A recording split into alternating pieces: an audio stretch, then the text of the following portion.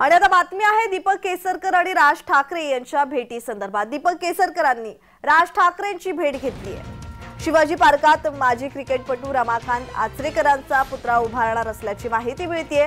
आचरेकरांचा पुतळा उभारण्याबाबत राज ठाकरे यांच्याशी चर्चा झाल्याची माहिती मंत्री दीपक केसरकर यांनी दिली आहे। त्याचबरोबर आचरेकरांची आठवण राहण्यासाठी पुतळा उभारणार असल्याची माहिती मिळते।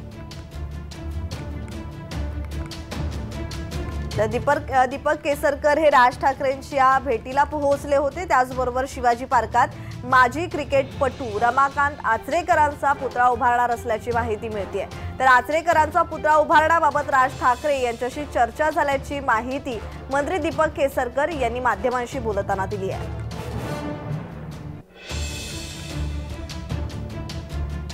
इच्छा आहे की ज्या रमाकांत आचरेकरनी सचिन तेंडुलकर आणि विनोद कांबळे असेल आणि त्यांच्यासारखे असंख्य क्रिकेटवीर घडवले, त्यांचं एक छोटीशी आठवण ही शिवाजी पार्क मैदानावर राहिली पाहिजे की ज्या ठिकाणी आजसुद्धा अनेक लहान लहान क्रिकेट मुलं खेळायला येतात आणि त्याच्यातून मोठे क्रिकेटर घडत असतात।